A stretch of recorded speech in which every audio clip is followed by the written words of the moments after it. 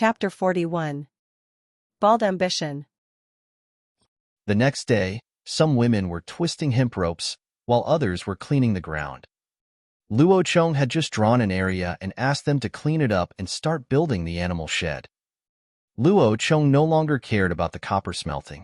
The lame man and his 4 friends were enough. The 5 of them were just constantly casting copper plates and tin plates.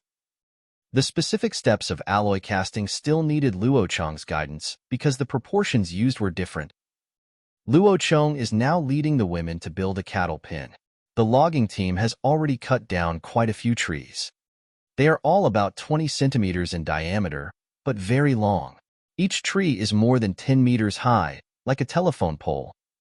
Cut into 4-meter lengths, saw them all into wooden stakes, and insert one stake into the ground at a distance of 2 meters to form a rectangular circle. Tie 2 horizontal beams in the gaps to secure them. Then use branches to weave a fence and fix it on the wooden fence to make a simple wall. Finally, apply a layer of mud and the work is done.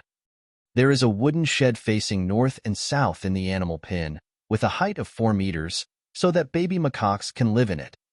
The shed uses a lot of wood, which is arranged tightly and is covered with a thick layer of mud, which can be considered a real wall.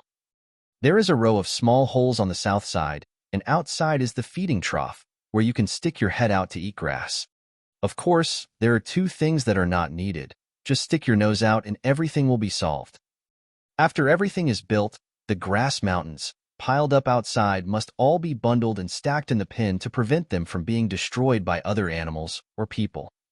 The people of the Han tribe were busy with their respective duties, and the people of the Bald tribe were not idle either. The Bald tribe originally had 92 people, which could be said to be much larger than the Han tribe. However, after they exchanged 9 people with the Han tribe for pottery last time, there were not so many people left. 9 people were exchanged, 2 children died of illness, and an adult male was eaten by a lynx. The population dropped sharply, and now there are only 80 people, which is not as many as the Han tribe now. But Xieding didn't know about this situation. When he came to trade last time, Luo Chong had gone out and had not returned yet, so he didn't know that Luo Chong brought back 30 people. The Xieding tribe had no elders and no knowledge inheritance, but the Xieding were very good at imitating and learning. They learned basket weaving and spears from the Han tribe, and they also made their own stone-tipped spears. The Xieding even wanted to learn how to make pottery. The Bald tribe lives in a cave. Mountain springs seep out from the cracks in the rocks deep in the cave and gather on the ground to form a very small pool of water, which is less than 2 square meters in area. It is the source of water for their daily life. It's easy under normal circumstances, but in late autumn, the mountain spring above the pool will dry up, and they can only fetch water from a small river 3 kilometers away, which is very inconvenient, so they need a large number of containers to store water. In order to obtain pottery, Xieding did not hesitate to use up all the salty stones to exchange with the Han tribe. Without salt, he would be weak at best, but he would not die. He could also replenish some salt by drinking animal blood and eating animal organs. But he could not live without water, especially since Xieding had fallen deeply in love with the taste of broth. So the last time he came to trade with the Han tribe in person, it was to exchange for more pottery, but he still didn't get what he wanted, so he planned to rob them. According to Xieding's idea, there were less than 10 adult men in the Han tribe, while they had 15. It should be no problem for them to defeat them and steal their pottery and food. As for taking the people back, Xieding had never thought about it. More people would consume more food. Xieding didn't think he could get so much food to feed more people, otherwise he would not have exchanged people for pottery. That morning, Xieding brought all the adult males in the tribe, including himself, a total of 15 people, each with several spears, and marched towards the Han tribe in a mighty manner, ready to defeat the Han tribe's hunting team in one fell swoop, and then plunder their settlements. By noon, Xieding's frontline scouts had already discovered the location of the Han tribe's hunting team, and immediately went back to tell Xieding that they were cutting trees in the forest. Cut down trees? What's the purpose of cutting down trees? A question appeared in Xieding's mind, but Xieding didn't think much about it. I don't care what you do, as long as I defeat you." Meanwhile, in the coniferous forest on the ridge, Big Tree and Beast Fong were still chopping down trees. They worked very quickly today, with 3 large axes, 2 long saws, and 2 hand saws. With such equipment, they could chop down a tree with a diameter of less than 30 centimeters in less than 15 minutes. Spend some more time cleaning the branches, and you can have a clean log in about half an hour. And this is just the speed of one group. In addition to the elder, the lame man and Luo Chong, the remaining 6 adult men from the Han tribe plus the 4 from the Yuanshu tribe. A total of 10 people are divided into groups of 3, with one person watching the blue gazelle. Each group has a big axe, and they can basically knock down 3 trees at the same time within half an hour. The one watching the black antelopes today is the wood pig. 6 black antelopes are now grazing on the hillside. Later they will form groups of 2 and drag 3 logs back home. At this moment, a group of people suddenly ran over from the mountain opposite the valley, each holding a spear. The wooden boar, who had witnessed the cannibals' attack with his own eyes, naturally knew that these people had bad intentions. He immediately shouted to the ridge, "There are enemies," then immediately pulled the reins and dragged the blue gazelles back. Dashu could of course understand this dialect, and he immediately used gestures and words to tell Doer that they had enemies. Everyone immediately stopped what they were doing, picked up their weapons and prepared to fight, and no one ran away. This is very interesting. Dashu once killed people with Luo Chong. He is no longer the same Dashu as before, so he naturally won't be a deserter again. As for Shuya and Doer, they are simply warmongers who are not afraid of their lives. How could a boy who had his ears torn off by a lynx and whose face was covered in blood, and who still dared to confront the lynx head-on run away? The wooden dolphin was running wildly with 6 blue gazelles, and Bald Head and his men were chasing them closely behind them until they reached the ridge. The sound of whistling wind could be heard from behind the wooden dolphin. What followed was a loud scream. The 2 antelopes at the back were shot by spears and fell to the ground with screams. The other 4 antelopes tied to them were still running wildly, dragging the bodies of their 2 companions all the way to the grass mountain of the Han tribe. "Wooden pig, come here quickly." Dashu shouted loudly to the front, then took out the stone axe from his waist and waited until the wooden boar ran to his side. Xieding had already brought his men within 50 meters. The Han tribe members hiding behind the trees pulled out a stone axe from their waists, looked at each other, and suddenly jumped out from behind the trees. In an instant, 9 stone axes swirled and pounced on Xieding and his men. Whoosh, whoosh, whoosh. Ah, help. Plop, plop. Under the attack of 9 stone axes, 3 of Xieding's men were killed instantly, and 2 were injured. Only 10 people were still advancing. This was something Xieding had not expected. He thought that the hunting team of the Han tribe should only have about 6 or 7 people. Seeing that he brought so many people, they should be scared and run away. How dare they fight back? And what did they just throw? Why wasn't it a spear? Xieding was angry. Things shouldn't be like this, so he immediately gave the order to throw the spears again. But as soon as the 10 javelins flew out, Dashu and the others hid behind the tree again. 10 spears were stuck obliquely into the ground covered with rotten leaves, making muffled popping sounds. Xieding and the others also ran to a range of 30 meters. As soon as the spears fell to the ground, Doer and his men appeared from behind the tree again, this time with 10 neatly arranged white spears. You should know that Luo Chong equipped each member of the hunting team with 3 spears. There was a whooshing sound, and 4 more people from the Bald tribe fell down in an instant, while the others hid behind the trees in time. Doer and his men hid behind the tree again, waiting for the enemy's attack again, but they heard no sound. It was impossible to attack again. He would never attack again even if he was beaten to death. Xieding had already lost his courage in these 2 short exchanges of fire. He had never expected this would be the result. The enemy in front of him was too terrifying. Moreover, he suddenly discovered that there were more people in the Han tribe than he had expected, perhaps more than 10 people, and he only had 8 people left, 2 of whom were injured. He definitely could not fight, and it was even a question whether he could escape at this time. So he immediately took the rest of the people and fled back to the cave. If they returned to the cave at this time, they might be able to save their lives. Chapter 42. Those who go against me will die. By noon, the Han tribe's corral had been completed. Luo Chong drove the 12 horse antelopes that remained in the tribe into the corral. Now he was holding a sweet root of the man-eating tree to lure the baby mammoth into the corral.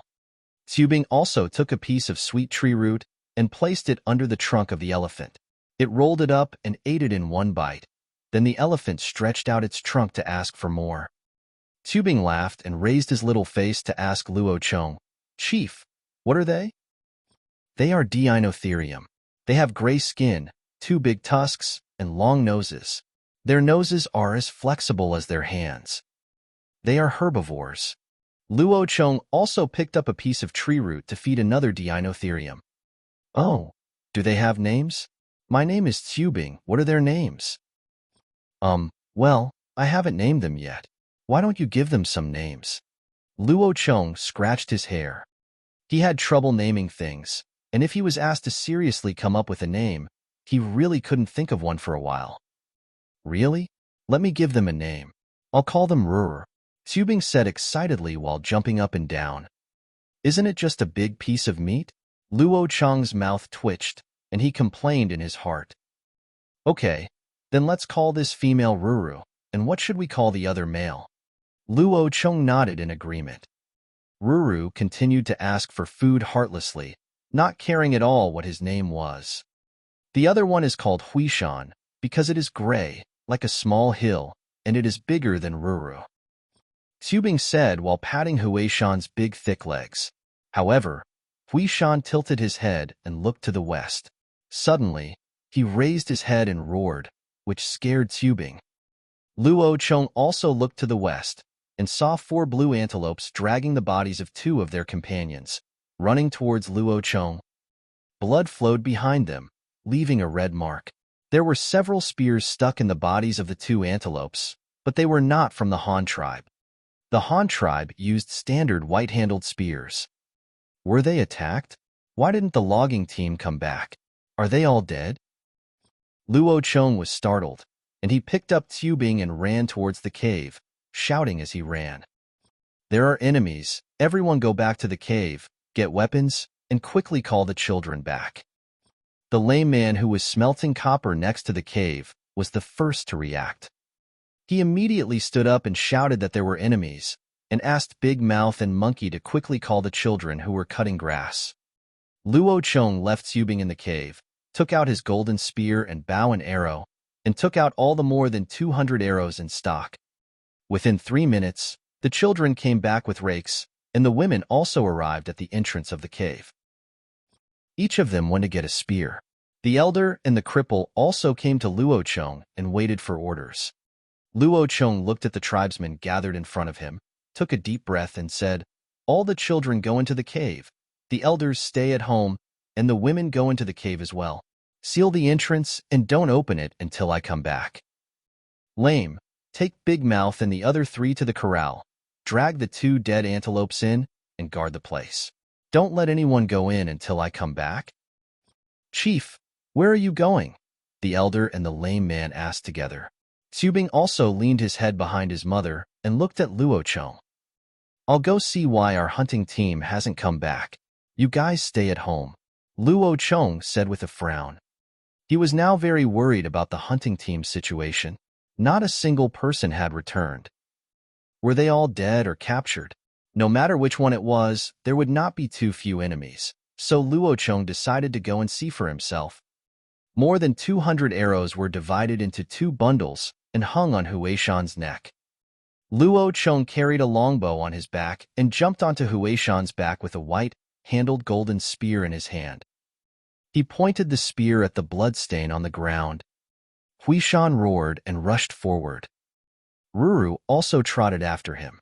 After running 2 steps, he turned back and used his nose to roll up 2 pieces of sweet tree roots, and then he caught up with him. The 2 baby elephants must have grown up among humans. They are not afraid of humans, and have no aversion to being mounted on horses. Apparently, they do this often. Huishan carried Luo Chong and ran all the way, following the trail of blood into the jungle, with Ruru following closely beside him. One man and 2 elephants ran westwards for a while, and suddenly a group of people appeared in front of them. The leaders were carrying golden axes, and they were Dashu and his group. Luo Chong was stunned, patted Huishan's head, and quickly asked it to stop. Dashu and the others also saw Luo Chong and hurried over. What happened? Did we encounter the enemy? Luo Chong couldn't help but breathe a sigh of relief when he saw that all 10 people were here and none of them were injured. Dashu didn't recognize those enemies and motioned for Shuya to speak. Shuya immediately said proudly, "Chief, they were from the tribe in the west, the tribe that traded pottery with us. They attacked first and killed our horse antelopes. Then we fought back twice and killed them. So many people." Shuya thought for a long time and stretched out 7 fingers. From Xieding's side? Luo Chong was a little puzzled. Why did Xieding and his people attack his tribe? Did they want to annex him? Where are they? Luo Chong asked with a frown. They ran away, maybe went home. A few of them died and then they ran away. The big tree replied. It actually ran away. Is it okay if it ran away? Did I kill the black antelope in vain? I got it back with great difficulty. Let's go. Chase them and kill them. Anyone who dares to attack my tribesmen must die, even if it's a horse antelope that dies. Luo Chong waved his spear, pointed to the west and said, "Doer," and the others naturally had no objection. Since the leader said they wanted revenge, then of course they had to go. What the leader said just now was so domineering. Anyone who dared to attack his tribesmen must die, no matter if they were humans or horse antelopes. Oh, that's not right. Who is more important, humans or horse antelopes? But at this time no one answered his question, as others had already followed Luo Chong, and Doer also hurriedly followed. It was not until about 2 o'clock in the afternoon that Luo Chong and his companions arrived near the Bald tribe. Looking from afar, there was no one on the open space at the entrance of the cave. The entrance was blocked by a huge rock, but there was still a big gap, and several pairs of eyes were secretly looking outside. Bald Ding was one of them. What he feared most was that the other party would come back for revenge. He had originally hoped that since the other party had not suffered any loss this time, they might not come. However, he did not expect that the other party would actually come, and with this kind of lineup. The leader had his hair tied up with snake skin and a bone hairpin inserted in his hair. He held a sharp golden spear in his hand. His face was grim, and he was riding a long-nosed giant monster taller than a man, and there was another one next to him. If he had known that the other party was so powerful, there would be no point in fighting. At this moment, Xieding was extremely regretful and wished he could immediately cede land and pay compensation, or make a treaty under humiliation to send this godlike man in front of him away.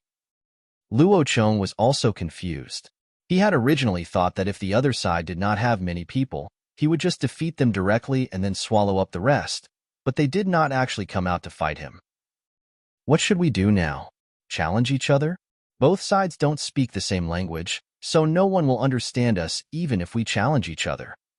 Looking at the eyes peeking out of the cave, Luo Chong stuck his spear into the ground, took out the longbow from his back, bent the bow and put the arrow on it, and shot out with a whoosh. Sound of screams. Damn, I just shot one arrow. Why are you screaming so much? Are you piercing a candied hawse? Luo Chong's mouth twitched, a little confused.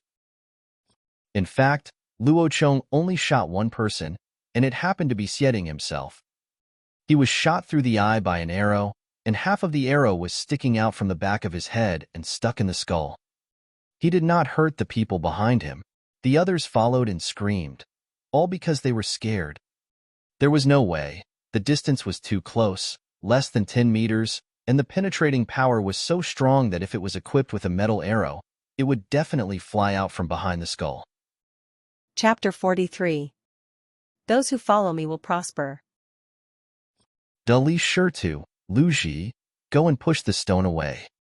Luo Cheng pointed at the huge rock at the entrance of the cave and spoke to the three of them, while he knocked another arrow and aimed at the gap in the cave entrance. The three strong men began to push the boulder forward.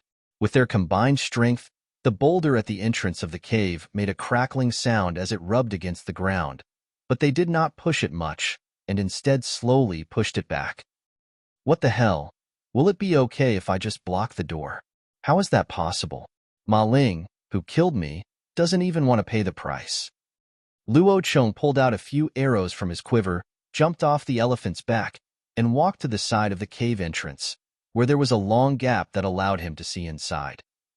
Behind the boulder, several adult men were trying their best to hold up the boulder. Luo Cheng could even see the expressions on their faces distorted by the effort. He drew his bow and drew his arrow again, and with a whoosh the arrow really pierced through two people this time. The arrow entered from the side, and the target was no more than 2 meters away, and it pierced through the two people directly from their side ribs. There was another scream, and the other people who were hiding behind the rocks were scared away and no longer dared to stand at the entrance of the cave. No one pushed the door open, and Dali and his two companions successfully pushed the stone away. The three bodies behind the stone, who were still alive, were crushed into a bloody mess and became silent in the blink of an eye. The entrance to the cave was wide open, with a dim firelight glowing inside. Deep inside, a group of women and children were hiding timidly in a huge haystack. Of the remaining 5 adult men, 3 were holding spears to block in front of them, and the 2 who were injured before were wailing in the haystack. Luo Cheng walked in with a spear in his hand. The golden spearhead reflected a dazzling light under the firelight. Da Shu and the others also rushed in with golden axes and spears.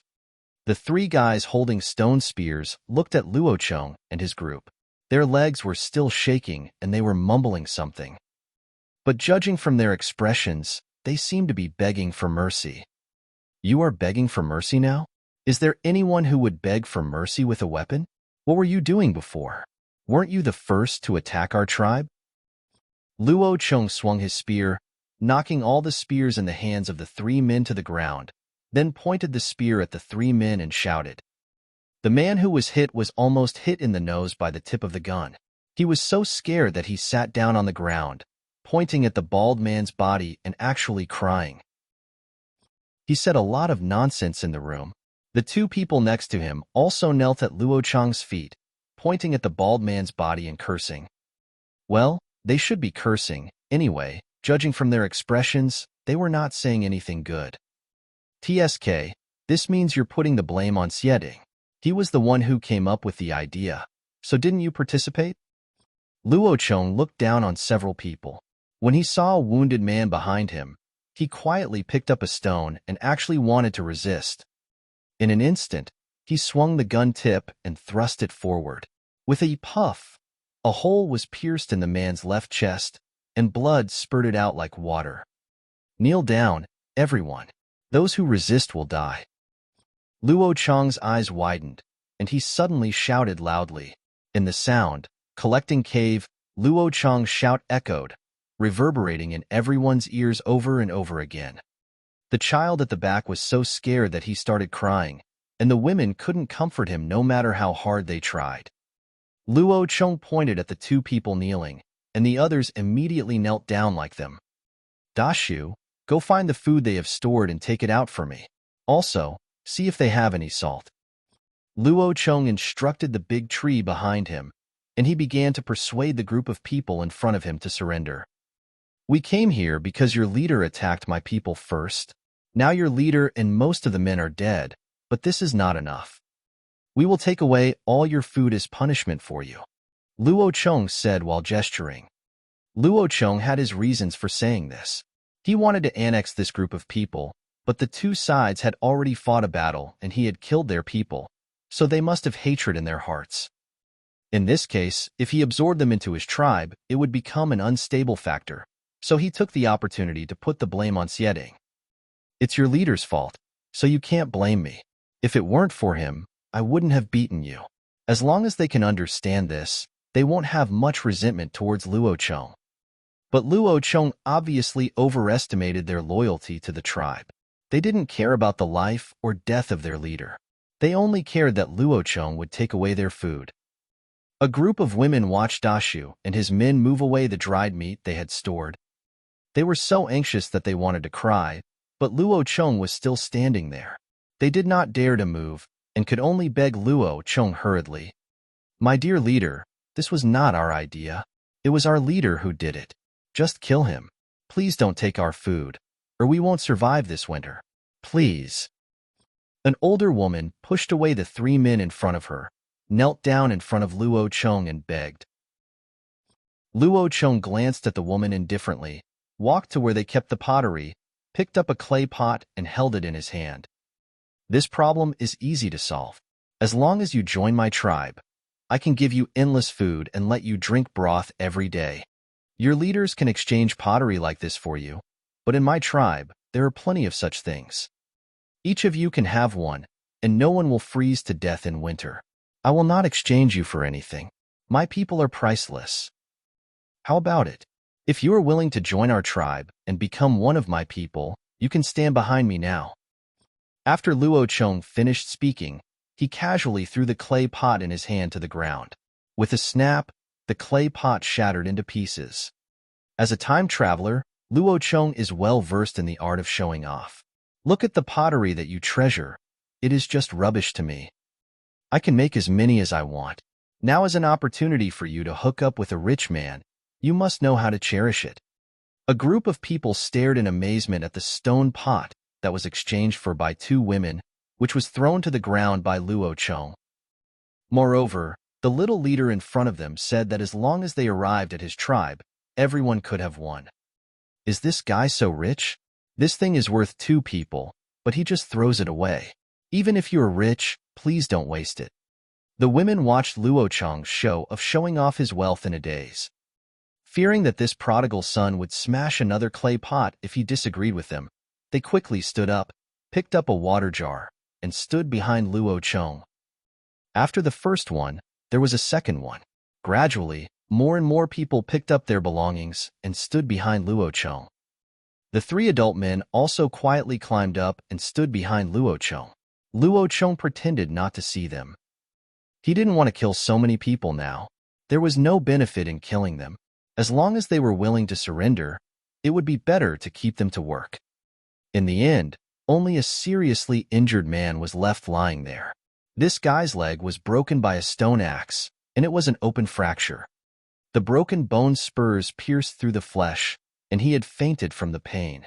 With the current medical conditions, it was obviously beyond saving. Luo Chong led these newly joined tribesmen out of the cave, instructed Shuya to kill the man, and then burned the cave. Shuya took the order and, together with Duer, threw the corpses onto the haystack in the cave. They also stabbed the seriously injured guy to death, and then took the burning firewood from the fire pit and threw it on the haystack. Suddenly, the cave was ablaze with fire and thick smoke, and Xieding and his tribe disappeared. Chapter 44. Large Excavator. This revenge and annexation operation went smoothly, but apart from the population, Luo Chong did not gain any other benefits. Before Luo Chong was the leader, the Han tribe was very poor, so poor that they were bleeding. The Bald tribe was not very good either. Apart from the population, they only had some dried meat and fruits. They had no animal skins, no salt, and the pottery was exchanged from the Han tribe. They were extremely poor. After returning to the Han tribe, the integration of the newcomers was also very smooth. The population that the Han tribe had previously traded from Xieding served as a foundation. After all, they were all relatives. Although the Han tribe didn't have a pottery pot for each person as Luo Chong said, there were still quite a few pottery bowls. After all, there was no need for so many pots, and several people could just use one. The food reserves were indeed large, and with the food captured this time, there was no problem for 200 people to eat for a whole winter. However, the population carrying capacity of the cave has reached its upper limit, so it is very crowded. However, it is warmer when you are crowded together, and winter is about to come, so no one says anything. What surprised these people even more was that the Han tribe actually raised wild beasts, especially giant monsters like Ruru and Huishan, which gave them a new understanding of the strength of the Han tribe. But now they are also very proud, as they have now become members of the Han tribe. The women have been twisting ropes these days, and a team has been sent out to continue collecting nuts and fruits. It is estimated that a lot of such things will be consumed in the future. After all, eating meat every day will make people tired. Of course, only Luo Cheng himself thinks so, and other tribesmen can't wait to eat meat every day.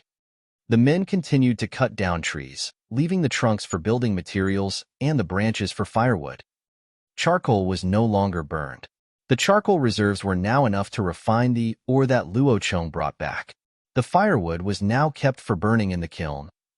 A total of less than 1,000 kilograms of ore were brought back, and it would be good if the copper and tin could be refined to produce 500 to 600 kilograms. 4 small earthen furnaces were fired at the same time, and could only produce about 30 to 40 kilograms a day. At this rate, it would take more than half a month to use up all the ore. The refined copper and tin were all cast into gold and silver plates for storage. Luo Cheng has been busy these days.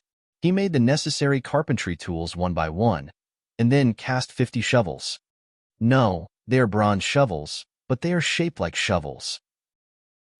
40 of them have round heads, which are convenient for digging, and 10 have flat heads, which are very convenient for mixing mud. One shovel head uses less than 2 kilograms of material, and the bronze output for 2 days is enough. With the tools for digging, the first phase of Luocheng's artificial water diversion river project must begin. The work of transforming the paddy fields cannot be delayed. After all, time waits for no one, and it would be bad if it delays next year's spring plowing. Since it is a project, of course the project site needs to be surveyed first. Using an extra-long hemp rope woven by women as a ruler, Luo Cheng first measured the location of the city in the north of the cave, and then buried a log at the 4 corners of the city site as a mark to find the best river location. The location of the river was also marked with wooden sticks, and then the brick kiln was built. Once the river digging project started, a lot of mud would be produced, so Luo Cheng planned to dig the river and make bricks at the same time, and the brick kiln was built by the river. The purpose of building a brick kiln by the river is understandable because it is a kiln built to burn green bricks.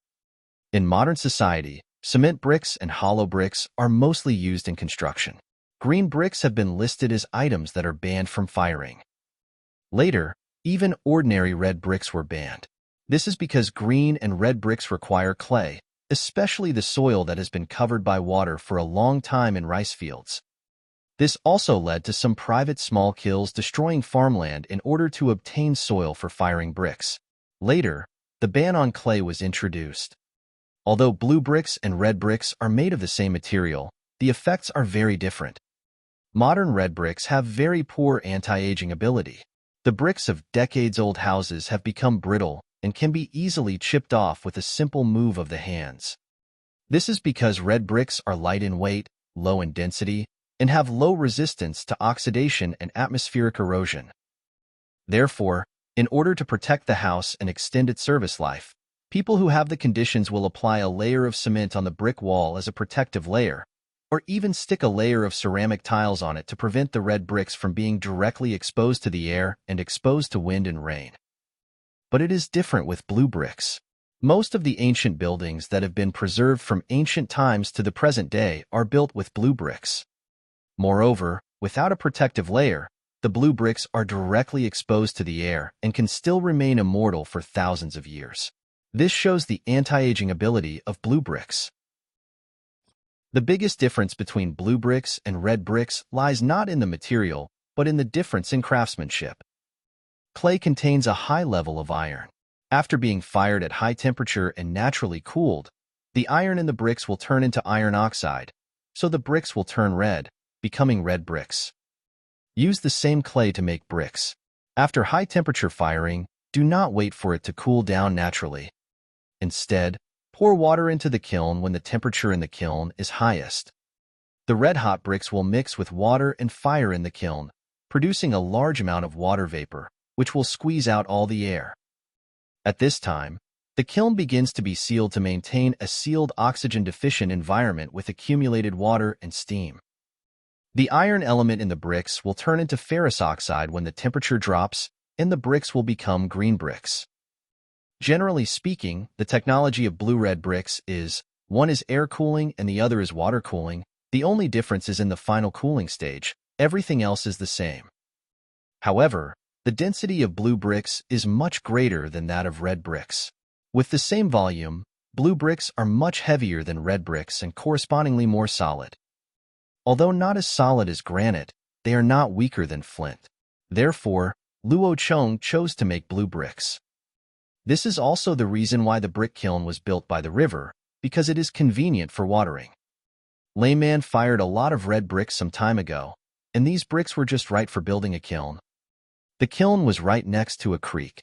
It was cylindrical in shape, gradually narrowing at the top to form an arched roof with a smoke outlet on top.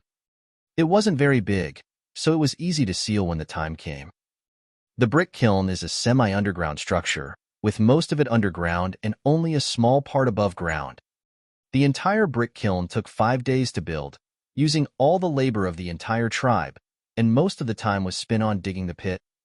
It took some more time to saw the logs into planks and make some brick molds, and then the preparations were complete. The giant plow that Luo Chong spent many days to build was finally unveiled. It was a 2-meter-wide wooden frame with 4 giant bronze plows installed underneath. As long as this thing was pulled up, it could plow 2-meter-wide land at a time, and the plowing depth could reach 40 centimeters. This kind of thing is certainly not used for plowing the fields, but especially used for digging rivers. As for the power to start this thing, it is of course Ruru and Huishan. These two have been eating me for so long. I must find something for them to do.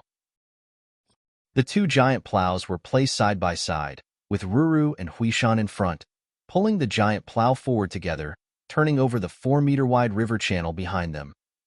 In less than an hour, the two of them had loosened the entire 700-meter-long river channel to a depth of 40 centimeters. Luo Chong was overjoyed.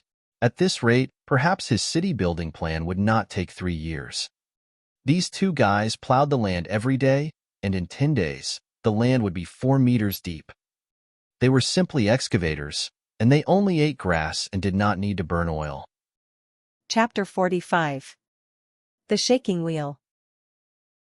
First, loosen the ground, then dig a small ditch to bring in river water, and it will immediately become muddy ground.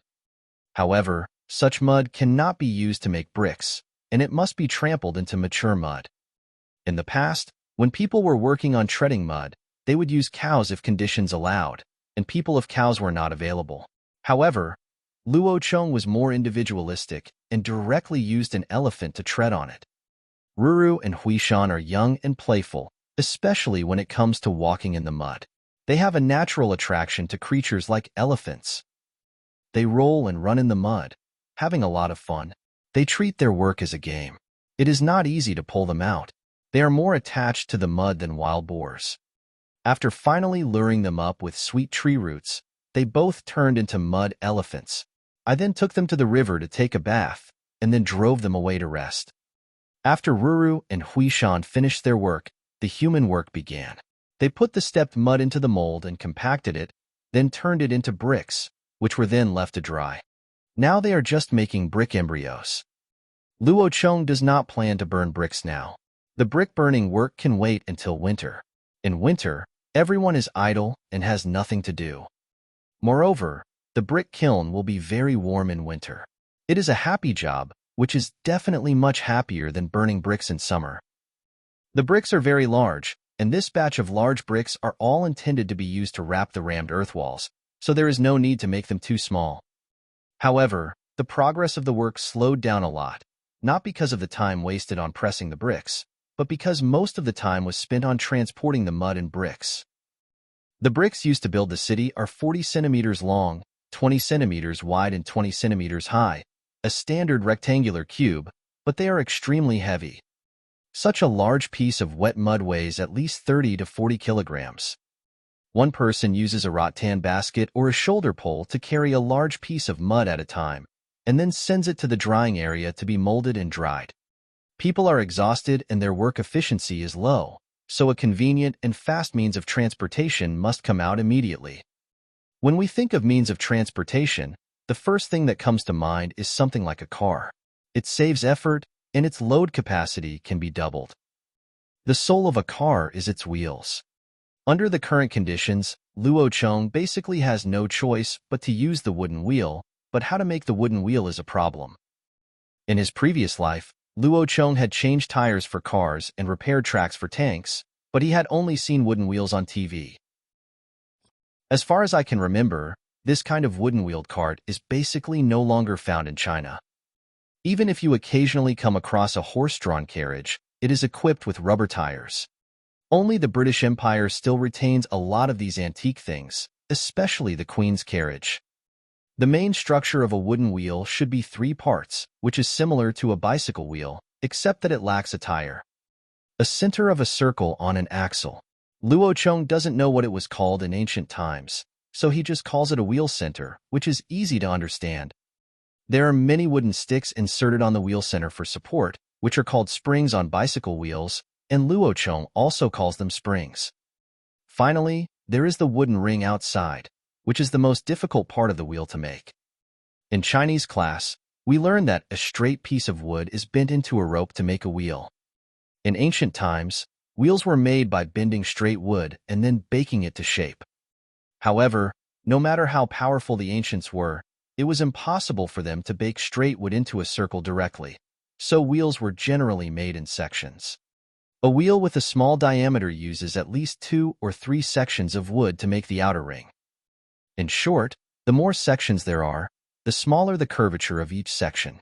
In this way, a circle is decomposed into multiple bows.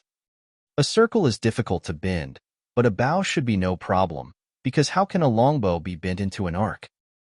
Luo Cheng had never seen a roasted wooden wheel, but he had seen a roasted oak barrel. Wine barrels are generally made of oak boards that are bent and baked into shape, but Luo Cheng used oak to make wheels. When a new project is launched, finding an apprentice is the first thing to do. Among the Han tribe, the most talented carpenter is the wooden barrel. This guy can think of using red, hot charcoal to burn a barrel on a log. Naturally, he is not an ordinary mortal. The other one is Mutant. Mutant is a very honest man. He doesn't like to communicate with others. His fighting ability is not high, and he doesn't have any outstanding characteristics. But if such a silent person focuses on one thing, his achievement will definitely be great. So Luo Cheng called him as well, and from then on, the two of them were the full-time carpenters of the Han tribe. He has the help of his younger brothers, but the main work still needs to be done by Luo Cheng himself. After all, it is not realistic to ask others to calculate the value of pi. He will have to teach them slowly in the future. The first vehicle of the Han tribe was a hopper truck built according to actual needs. It was mainly used to transport mud. It had a pair of wheels in the front, 2 legs in the back, and 2 long handles. It was a hand-pushed 2-wheeled vehicle, the same as the trucks used to push cement on construction sites today, except that it had an all-wood structure. The wheel is not big, with a diameter of only 70 centimeters, which is nothing compared to the ancient large wheels that were as tall as a person. The wheel center is made directly from a piece of round wood. The center of the round wood is directly pierced with a red-hot copper rod, then enlarged with a hand drill and polished smooth. Then the connection points of the spring are evenly distributed on the outer diameter of the wheel center. The drilling method is still a red-hot copper rod and a hand drill, just to increase the production speed. The outer ring of the wheel is made of 2 pieces of baked oak, which are roughly semicircles. Of course, there are some requirements for roasting oak. The bark side should be placed on the outside because the wood layer close to the bark is harder. Placing it on the outer ring is not only wear-resistant, but also because the material of the heart of the tree is softer, which is suitable for inward compression and contraction. First, pour water on the sawn oak strips, and then place them on a pre-prepared thick log to fix them in shape. Then use a thick hemp rope to make a loop to tighten the oak strips on the log. Finally, place a lit ceramic basin underneath, heat it with a fire, and tighten the loop with a wooden stick to gradually bend the oak strips into shape. It took 3 people a whole day to build this cart. The wheel springs had only 10, and they were planed out one by one with a planer. The process was too slow, so Luocheng planned to improve the process next time. The 2 sections of oak on the outer circle are fixed at the joints with U-shaped copper nails. The axle is also made of wood, and it is relatively stable to push. On top is an ash hopper made of a wooden board, and the joints are all mortise and tenon structures. Except for the 4 copper nails on the wheels, the rest is made of wood. After the first cart was built, it was immediately delivered to the engineering team for use. Luocheng was also experimenting and observing where improvements could be made. After the first day of use, the tribesmen were very interested in this new means of transportation. Ever since Luocheng invented the basket weaving method, the Han tribe said goodbye to the mode of carrying things on shoulders or hands and switched to the mode of carrying baskets on the back or carrying a shoulder pole. Now with the appearance of the car, this will be another reform. The tribesmen were very happy, but Luocheng was not optimistic because the tools were primitive and simple, and this cart could be said to be shoddy. In terms of performance, it could only be said to be able to move. That is, it would turn in circles when pushed, but it would definitely fall apart soon. There are too few springs. 10 springs are not enough to support a circle. Ancient wheels had more than 20 or 30 springs. With fewer springs, the outer ring cannot remain round. When the load is heavy, the outer ring will be in danger of breaking or deforming. Another problem is that the wheel center is not wide enough, and the length in contact with the axle is too short, causing the wheel to swing left and right when rolling. Next time, I will have to lengthen the wheel center. Chapter 46. The Water Diversion Canal. After the problem was found, we immediately started developing an improved model. The main steps were to lengthen the wheel center and be more careful when drilling the axle hole. The smaller the error, the more stable the car will be, and there will be no wobble. Then there is the issue of increasing the number of mainsprings. It's not that Luocheng is unwilling to increase the number of mainsprings, but there is no lathe now. If he wants to make a few mainsprings, he can only rely on chopping with a knife or an axe, which is too slow. It has become the slowest link in the wheel production, and there is no way to guarantee that the quality of each spring is the same. Later, Luocheng simply gave up making his own spring and directly used the spikes of the man-eating tree. That is, he used the arrow shaft as a spring. However, that thing is relatively thin, so the only way to improve the supporting capacity is to increase the number of them. This is inspired by the bicycle wheel. The bicycle spring is thinner, similar to the barbecue skewer, but there are at least hundreds of such thin springs on a bicycle wheel, which can easily support 2 people. Therefore, the production speed of the second car was much faster. Although the number of springs increased to 32, they were all natural wooden poles and could be installed as long as they were cut into the same length. The speed increased, but the supporting force was not enough. The arrow shaft was only about 1 centimeter in diameter and was used to support the wheel structure. It was fine when the car was empty, but it failed after loading heavy objects. It seemed thin and not strong enough. However, the wheel center of the second car was very successful and no longer shook. By the third car, the wheels had double-layer springs. The number of springs on a wheel increased directly from 32 to 64, forming a double-layer structure connecting the wheel center and the outer ring. The effect was naturally the best it could be. Therefore, the third vehicle was designated as a mass production model and batch production began. The first batch of 30 vehicles was produced. Now, there must be dozens of adult laborers, including men and women. This kind of hopper truck is specially used to haul soil and will definitely be used in large quantities in the future, especially when tamping the city walls. Making more now is just in case, and it is also to accumulate experience for making larger vehicles. There are no ends to use up the thorns of the man-eating tree. If you walk around under the tree with a straw target on your head, a lot of thorns will fall off. For the time being, the carpentry work is still done by 3 people, but since the most troublesome clockwork step has been omitted, the cart making speed is still very fast, with the engineering team being equipped at the rate of 3 carts in 2 days. With the help of a small wheelbarrow with a hopper, a bronze shovel, a giant plow, and two cute babies who love to step on mud, the first phase of the water diversion canal project is progressing rapidly.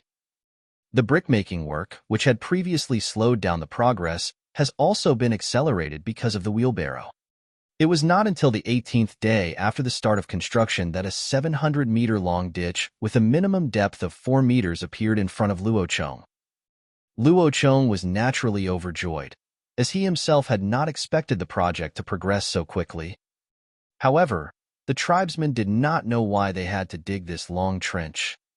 Most of them just thought that Luocheng was digging for the mud lumps, but they did not understand Luocheng's real purpose. After all, the current water diversion canal is still 2 meters deep and has not been connected to the small river. There is no water in it now, so in the eyes of most people, it is just a deep ditch.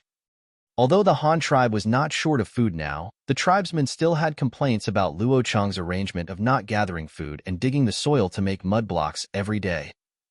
The people of the original Xieting tribe were the worst hit. Although they did not dare to object, they could not stop discussing it in private. The people of the Han tribe naturally listened to Luocheng unconditionally. They were accustomed to the strange things that Luocheng often did, and no matter what Luocheng did, it would be beneficial to the tribe in the end. Luocheng didn't care about these things at all. He thought that any explanation was futile.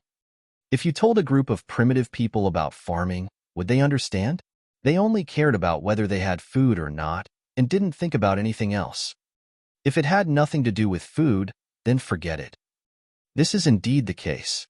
It was Luocheng who brought the evolutionary process forward. Otherwise, it would have taken them many years to develop to the agricultural age on their own. The normal history of human development should have started with mastering the use of fire. Eating cooked food can promote brain development. Later, humans mastered stone weapons and learned how to cooperate in hunting, which led to the extinction of a large number of wild animals. With less and less food to eat, humans had to find new food sources. During this period, humans learned to grow crops or raise animals to obtain large and stable sources of food.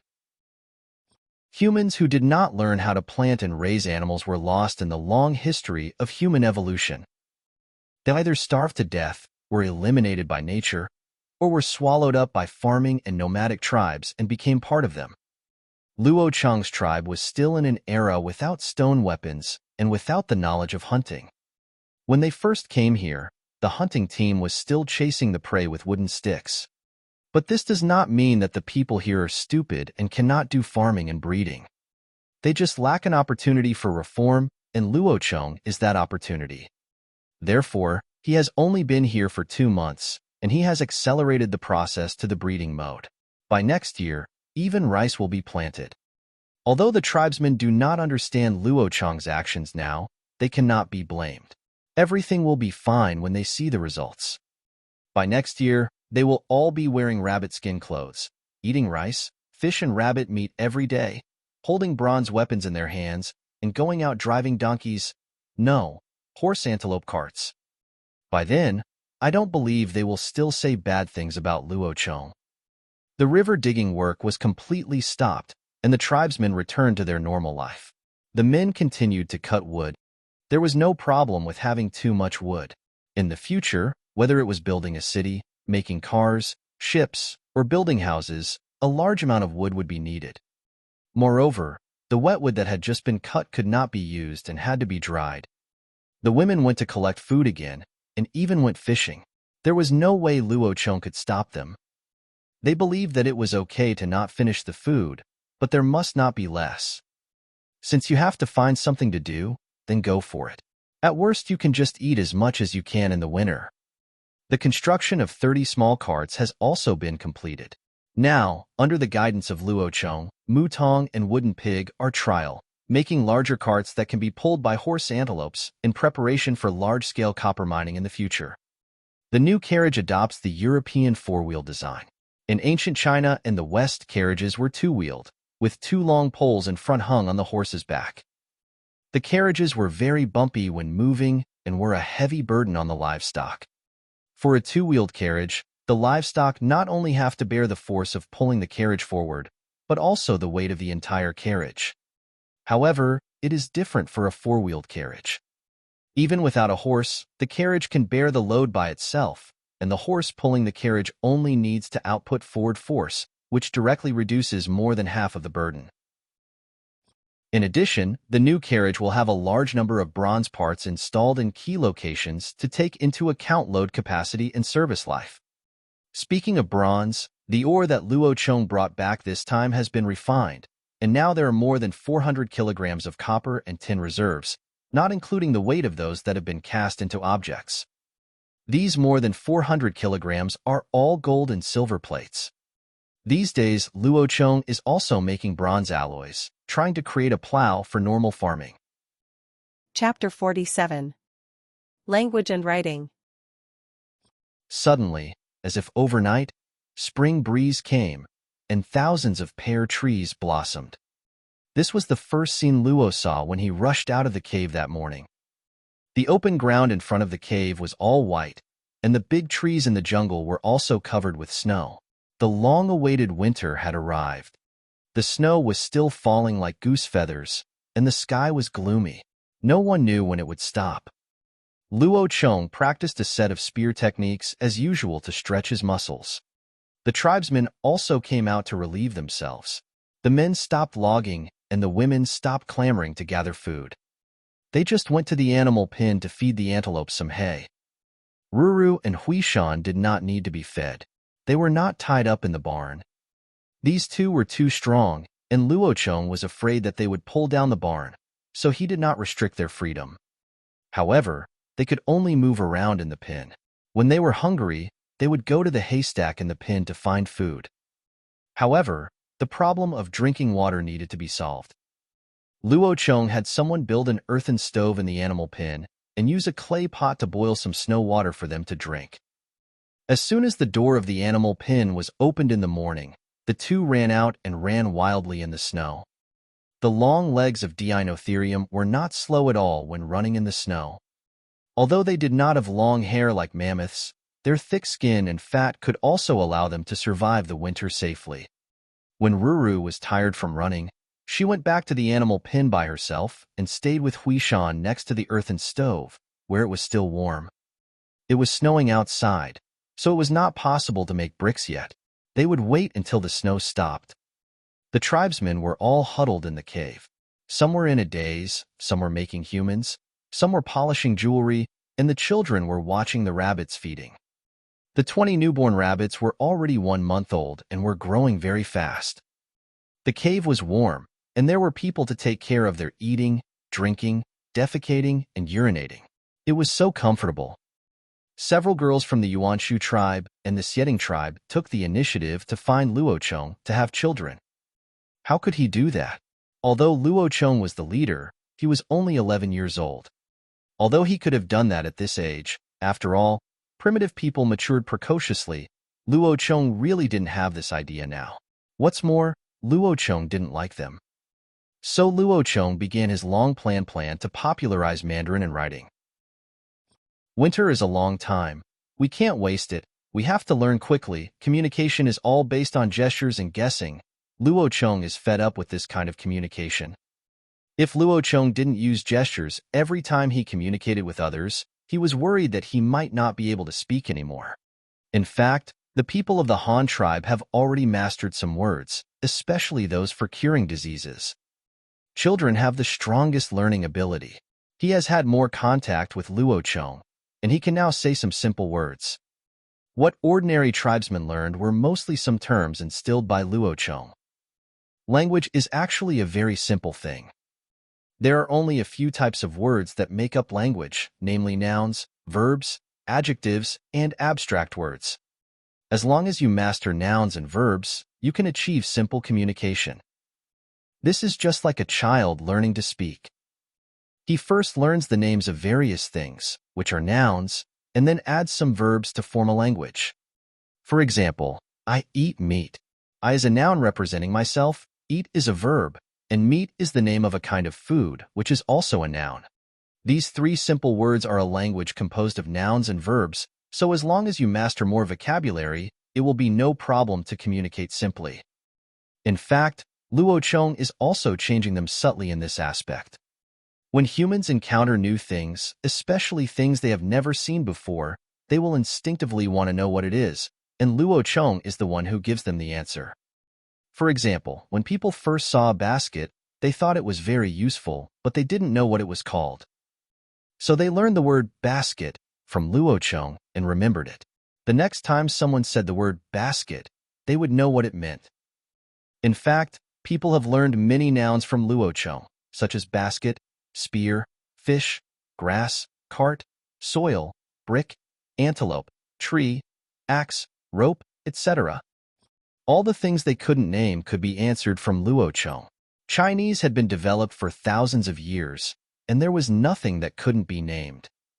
Everything had a corresponding language to express it. What Luo Chong was going to teach them now was how to use nouns and verbs together. As for Chinese characters, it is not realistic to teach them simplified characters now. It is too difficult to understand. The development of Chinese characters also has to go through several stages. From the simple drawings of primitive times, that is, murals, to the oracle bone inscriptions on animal bones and tortoiseshells of the Shang and Zhou dynasties, then the small seal script of the Warring States period, to the large seal script unified by Qin Shi Huang. Although the large seal script is also called writing, it is also called pictographic writing. The font is very complicated. If you don't look carefully, it is easy to mistake what is drawn. To read the large seal script, you basically rely on guessing. Some people can't recognize what they wrote after looking at it again after a few years. In the Han Dynasty, with the emergence of official script, writing became much more standardized. Although it was also traditional Chinese characters, it was very different from paintings. At least the situation where one could not recognize what he had written would no longer occur. Moreover, Li Shu is the most recent generation of hieroglyphics, and one can still see many traces of hieroglyphics. This makes it easy for primitive people to accept it. They can even find corresponding things in the fonts, making it easy for them to understand the meaning of the characters. Modern simplified characters are different. They have nothing to do with real things. It is impossible to find the meaning of a character from its shape. If you have not learned it since childhood, it will be difficult to understand it. Foreign students have the most experience in this regard. Learning Chinese simplified characters is really difficult, but if foreigners are asked to learn pictographic characters, or even modern traditional characters, they can learn them very quickly. This is the advantage of ideographic characters. Chinese characters are ideographic characters, which are completely different from the phonetic characters used in Japan, Korea, Europe, and the United States. They can even be said to be the languages of two different planets. Especially English, which is a phonetic character with only 26 letters with different pronunciations, forming various words and sentences. Compared with the complexity of Chinese characters, English is simply the simplest language. You don't even need to know how to pronounce an ideographic character, you can tell its meaning from its shape, but with the phonetic characters and alphabetic characters of Japan, Korea, Europe, and the United States, you can only tell the pronunciation from the literal meaning, but you have no idea what it means at all. Therefore, if there is an alien civilization, the probability of it using Chinese characters is definitely higher. Chinese characters evolved from pictures and are the only type of writing on Earth whose meaning can be understood by looking at its shape. It is not an exaggeration to say that it is the universal writing of the universe. What Luo Chong teaches them is the official script. They are not required to be able to write it, but to recognize it. Now the focus is on learning to speak, so the requirements for writing are not high. Learning characters is something that children must complete, and the amount of homework is not large. It focuses on recognizing characters, and what they learn are simple nouns that they have already mastered, which are all commonly used characters. Now there is no paper or pen, and there is not even a place for each person to put a sand table, so it is unrealistic to let them practice calligraphy. Luo Chong could only use a burnt carbon stick to write on the rock wall of the cave and let the tribesmen recite after him. He would check the homework once every day before dinner. Those who couldn't recite it would have their dinner halved. Those who learned well would also receive rewards, such as the sugar-roasted chestnuts made by Luo Chong using the syrup from the nodules of the man-eating tree. This greatly stimulated the students' enthusiasm for learning. After all, who has a grudge against food? They don't want to watch others eat delicious food while they are hungry. Chapter 48. Upgrading to a new level. The snow stopped and the plan to burn bricks was started. The brick kiln built by the river was not very big and could only burn a few thousand bricks at a time. Because the bricks were used to build the city, they were relatively large. If they were bricks for building a house, it was estimated that more than 10,000 bricks could be burned. After Luo Chong personally observed the bricks in 2 kilns, he handed it over to the tribesmen. In fact, they did not work every day, but basically only once every 3 to 4 days. First, the kiln was loaded, and then it took a day to fire, and then it was cooled by water, which took another day. Then the bricks were taken out of the kiln and a new kiln of bricks was loaded. Luo Chong originally thought that no one would be willing to do this job in winter, but the result turned out to be unexpected. All the tribesmen were eager to do it. Later, Luo Chong figured out the reason. Because moving bricks is a physical job, Luo Chong would not deduct food from those who moved bricks, and those who moved bricks could eat 3 meals a day. Those who did not move bricks had to stay and learn Chinese characters. If they did not learn well, their dinner would be halved. So everyone rushed to move bricks. This was simply insane. The days passed one by one, learning Chinese and Chinese characters every day, feeding the black antelopes and rabbits, and moving bricks every few days. It was ordinary yet fulfilling. When everyone is not busy, they chat in Chinese. They have to chat even if they want to, because there are many things that can only be expressed in the Chinese taught by Luo Chong. Those new things cannot be expressed in the local dialect of the original tribe. Some people also make jewelry to decorate themselves, and most of them are men, with bone necklaces, stone necklaces, feathers, and other things, which they put on their bodies. Luo Chong didn't understand why, but later the elders told him that in order to prevent inbreeding from causing the degeneration of the human race, many tribes would gather together in the spring to hold a blind date event, and both men and women who had just reached adulthood could participate. If the woman liked the man, she would follow him to his tribe. The standard for being pleasing to the eye is whether you are strong enough, the strength of the tribe, and whether there is enough food. If you want to know this, you can observe the bone ornaments on the man. If you carry a particularly long thigh bone as a weapon, then your tribe must have the strength to hunt large beasts, and it also means that your tribe will not lack food.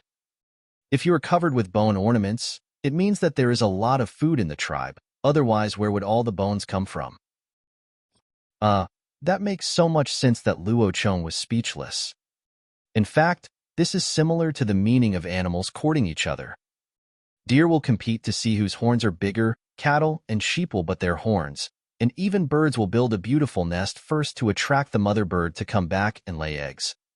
Humans are the same, except that humans nowadays value the amount of food the most. But does the Han tribe lack women? Obviously not.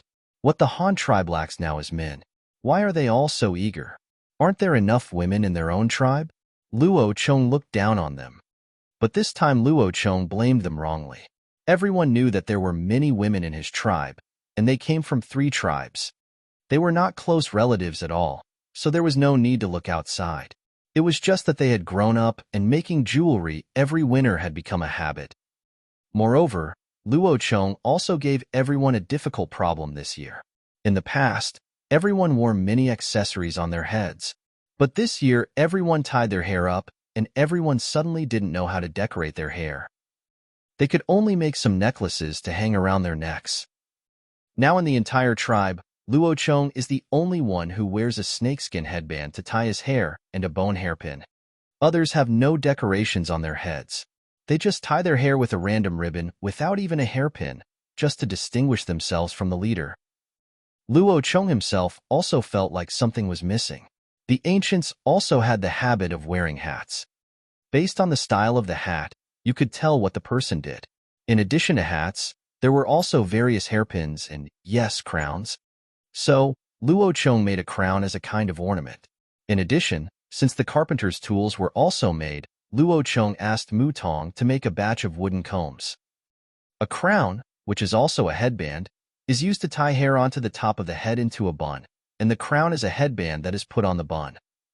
The materials of the crown are mostly gold, silver, leather, jade, and there are also mixed ones, such as gold inlaid with jade, leather inlaid with jade, and there are many different styles. It is a very beautiful ornament. It's fine if everyone wears a crown. If you want to distinguish them from the leader, just make sure the style and material are different. Since ancient times, gold has been a symbol of nobility. The Han tribe did not have gold, but they had copper and tin, which were the same color as gold and silver, so Luo Cheng's crown was made of copper. First, carve a crown out of a wooden board. You can carve some patterns and words on it, or make hollow carvings or something like that. Luo Cheng's crown is hollow carved. This is also done to reduce the weight. If you just make a copper hoop, it will be too heavy. There is also a Han character on it. After carving the wooden board, they pressed a dent on a clay block to use as a mold. Then they cast it with molten copper water, and the result is a hollow, thin copper plate. Then they rolled the copper plate on a wooden stick as thick as a wrist, knocked it into a round shape, and fixed it with a copper hairpin. Luo Cheng, wearing a golden crown, naturally looked more majestic. This time he had upgraded his own head so that his people would not have nothing on their heads. So he made a silver crown for Da Shu with a tree pattern on it. Da Shu liked it very much.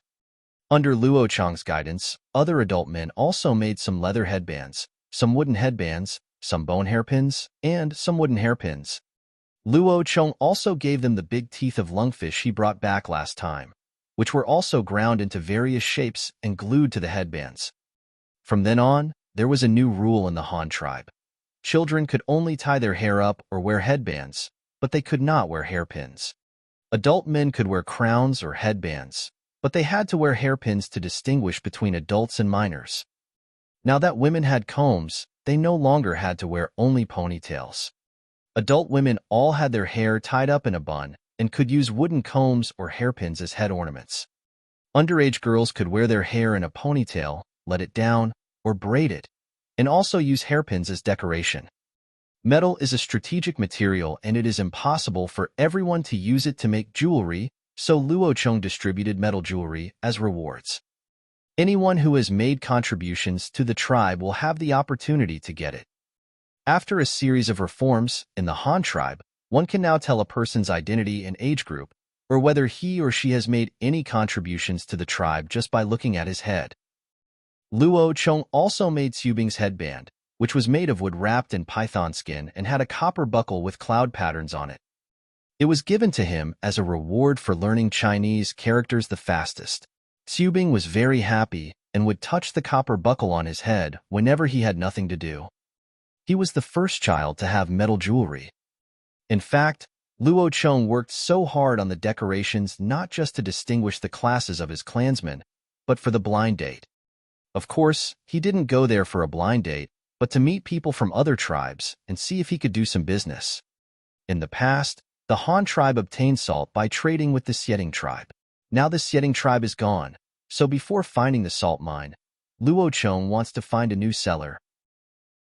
You know, the pottery of the Han tribe is very valuable.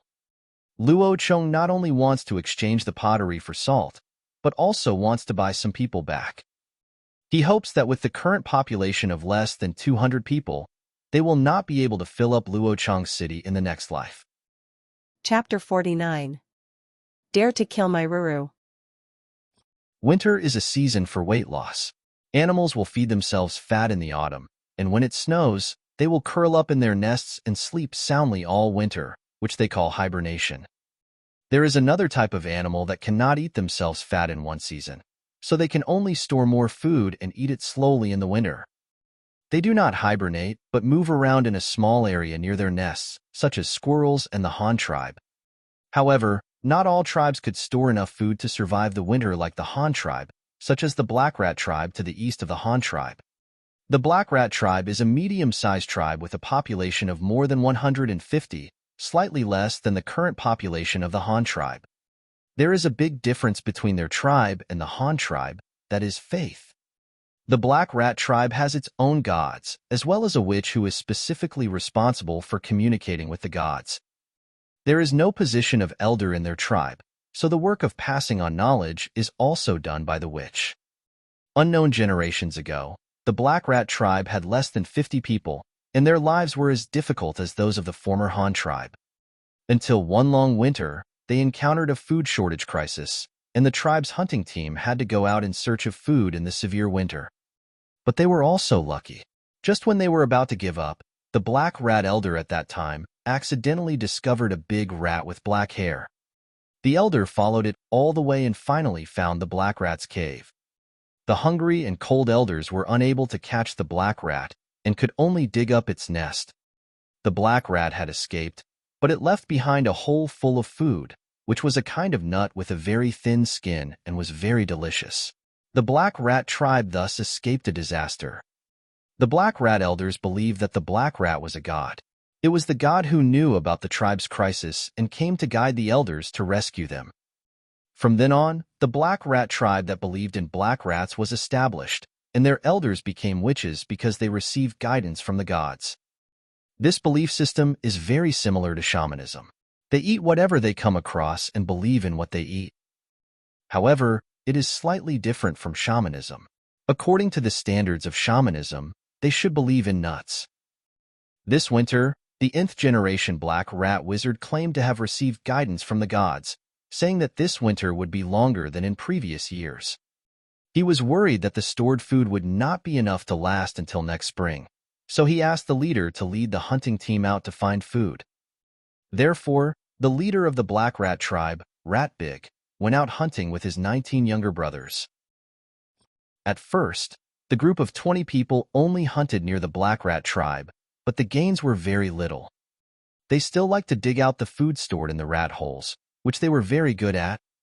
But soon they discovered a strange phenomenon. Thick black smoke often appeared at the end of the jungle west of their tribe, and it would appear all day long. And it was very regular, appearing every 3 days. This strange phenomenon soon attracted their attention. You have to know that it is winter now. If a fire was started in the summer when it is relatively dry, it would be understandable. But now the ground is covered with snow, and the burning is so regular. It must have been deliberately set by humans. But when did people appear in the west? A long time ago, they had walked to the edge of the jungle in the west, but there was a river about 8 or 9 meters wide there, and they were not yet able to cross it, so they did not walk that far. Now looking at the location of the smoke, it was clearly near the river. Ratta immediately told the Black Rat wizard about this situation. The wizard was not that surprised. There were people, and their tribe was not small. They didn't need to be afraid of others. The wizard didn't care about this at all. Instead, he was very interested in these people making fire. In the rat wizard's understanding, fire is used to burn food. If they often burn fire, it means they have plenty of food. Otherwise, why burn fire? If it is for keeping warm, why don't they keep burning fire all the time? The rat wizard was very confused, so he asked Ratta to take people to check out who the other party was, what they were doing, and whether they were cooking food. If possible, they could get in touch with them and maybe learn something. Shuda thought about it and decided that since they were neighbors, he should at least get to know them better. So he led the team out to complete this diplomatic operation. Meanwhile, in the Han tribe, Luo Chong was taking Chinese and math exams in a cave. In front of him were 2 jars of freshly roasted sugar-roasted chestnuts, and next to him was a large bowl with more than 20 chestnuts in it. In front of him stood a candidate with a sad face, watching Luo Chong take another chestnut from the bowl. The content of the exam is more than 500 commonly used characters written on the rock wall. These are all the characters that everyone can come into contact with at this stage. In fact, there are only more than 3,000 commonly used characters in Chinese. The remaining tens of thousands are uncommon characters, some of which you will never see in your lifetime. The candidate brought a ceramic bowl to Luo Chong, who first gave him a bowl of sugar, roasted chestnuts, with about 80 chestnuts in the bowl. Then he randomly pointed out 80 words on the wall and asked the candidate to read them out. If he read one wrong, one chestnut would be deducted. If there were any chestnuts left at the end, the candidate would be asked to count the number of chestnuts left in the bowl. If he counted wrong, all the chestnuts would be confiscated and his dinner would be halved. The students were terrified of this kind of exam. It was too difficult. The leader was simply finding ways to save food. Luo Chong doesn't think so. He has been learning it for almost 2 months, and it's just 500 words. They don't ask you to write them, they just require you to recognize them. Also, is it difficult to count from 1 to 80? I haven't asked you to do addition and subtraction yet. It's just counting numbers. How can you make a living if you can't even count? All the members of the tribe had sad faces and were extremely envious of Liuji and Mudong, who were working in the brick kiln outside. These two were special cases. Liuji was the kind that was abandoned by Luo Chong because he was born with intellectual disability due to inbreeding. You couldn't blame him for that. And Mudong is too smart. Although he hasn't recognized all the words yet, he can already count hundreds. Luo Chong only taught them to count to 100, but this guy can apply what he has learned and think of the next 200, 300. Therefore, this guy is also a special case. Now Mudong and Liuji are leisurely eating sugar-roasted chestnuts. When they have nothing to do, they look at the fire in the kiln and throw a handful of firewood into it after a while. This job is not tiring, but rather boring, and it is not cold. Although it is winter, they are still sweating from the heat while guarding the kiln. Luo Chong considers their situation and gives them some pine nuts and chestnuts as snacks, which is considered a benefit of the job. The two of them had been burning from last night until this afternoon. The temperature in the kiln was already very high. From the observation port, the bricks had burned to a dazzling red. It was time to fill the kiln with water and seal it. Mu Tong patted Liuji and told him to go back to the cave to ask people to work. He would stay here to watch. Liuji nodded, climbed up the slope to the ground, and went to the cave without looking back, leaving the wooden barrel at the fire hole underground. Just when Mu Tong was left alone to guard the kiln, a loud roar of row suddenly came from the side of the kiln roof, followed by the sound of row running, and then the howling of humans. Mu Tong didn't know what was going on, so he climbed out of the underground fire hole. As soon as he showed his head, he saw more than a dozen spears whizzing towards Ruru. Ruru was so scared that he ran away, screaming "Oh!" as he rushed towards the cave.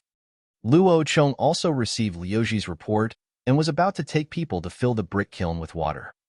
However, as soon as he came out of the cave, he saw Ruru being chased by someone. "Damn! Whoever dares to kill my Ruru, grab your weapons." Chapter 50. Luxurious Lineup.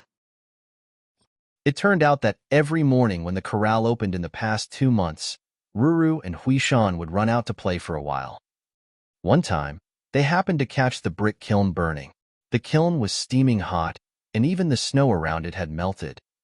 Ruru walked to the side of the kiln curiously and completely fell in love with this place.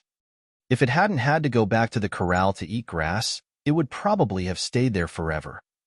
From then on, every morning when Ruru was let out for some fresh air, he would first stroll around the brick kiln to see if the fire was lit that day. If the kiln was still hot, he would lie there all day and would not return to the pen until dinner time in the evening. But today Ruru was not so lucky. Shuda, who had originally planned to engage in diplomacy, walked for most of the day with a group of his younger brothers and finally reached the river. He thought he could see who was setting the fire, but when he got there, there was no one. He only saw a small round mound of earth by the river, emitting thick black smoke, and a large piece of meat lying next to the mound. In order to facilitate the filling of water into the kiln, Luo Chong built the brick kiln into a semi-underground structure. The wooden barrel used for burning fire was right underneath and was not discovered by Shuda. Instead, it targeted Ruru, who was lying next to the kiln roof. Rat couldn't figure out why smoke was coming out of the little mound, and he didn't want to figure it out either. He didn't see anyone, just Ruru lying there to keep warm.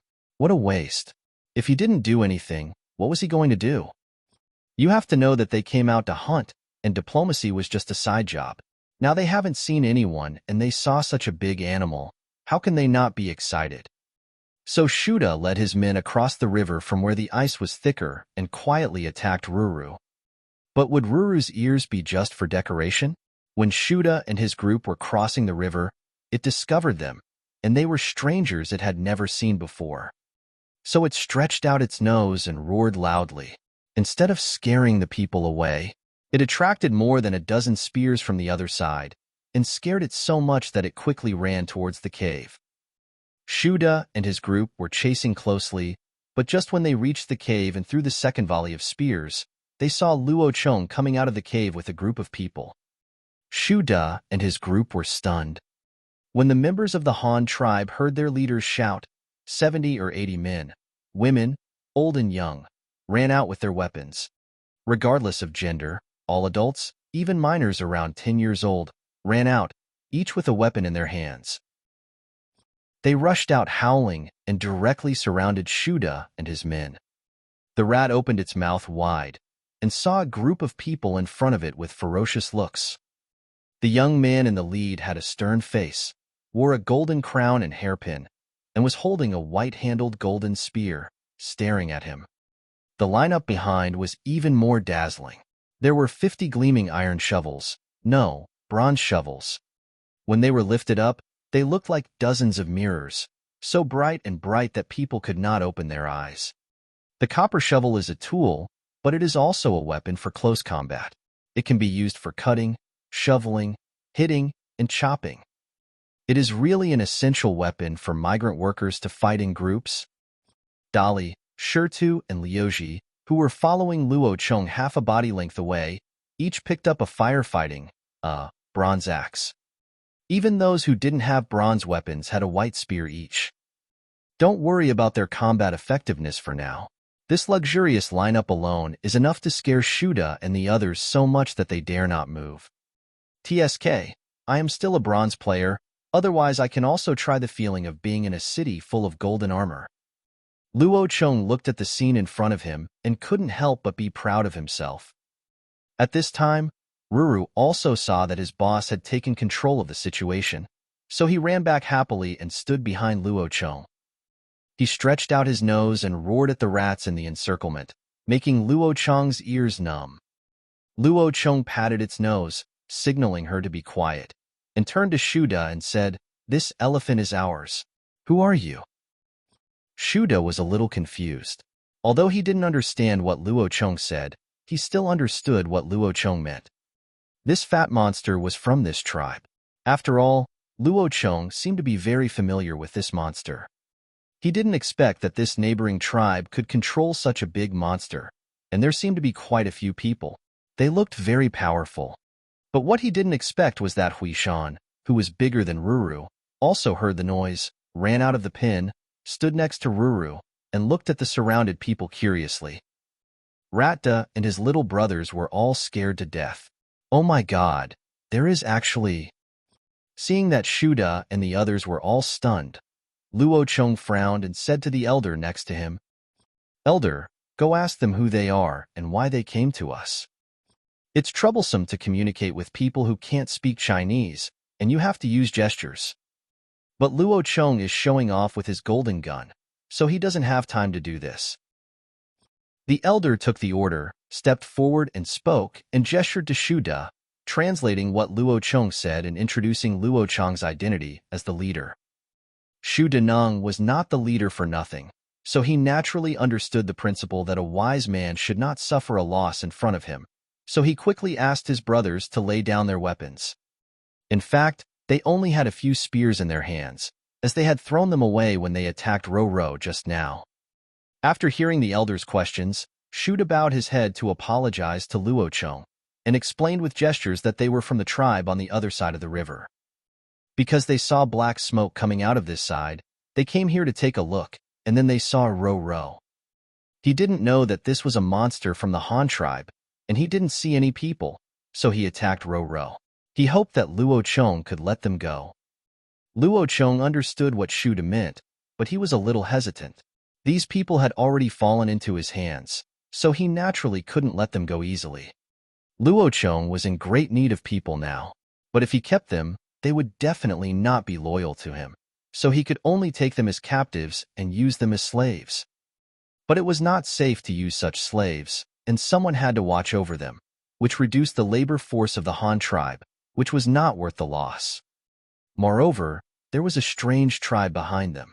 What if they were stronger than the Han tribe and came to seek revenge? Luo Chong was hesitating whether to let them go, but Shu De was not a fool.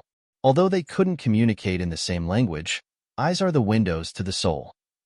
He had seen a cruel light flash in Luo Chong's eyes several times, which meant that he was going to do something bad to them. Shu De quickly stepped forward to make a joke. With a sincere smile on his face, he pointed at the brick kiln that was smoking by the river and asked, "Is that the fire you lit? Are you burning food? If you have a lot of food, our tribe can exchange some with you." As Shu De was talking, he secretly glanced at the two large pieces of meat behind Luo Chong. If their tribe got one, it would be enough for the entire tribe to eat for a month. Make a deal? Luo Chong didn't expect the rat assembly to say this. If he really had something that Luo Chong liked, it wouldn't be impossible. After all, even if he kept these people, Luo Chong now had no place to stay, no surplus food to feed them, and he would have to waste manpower to watch over them. Then what do you have to exchange? If it's useless, we won't exchange it. Luo Chong asked tentatively and asked the elder to translate.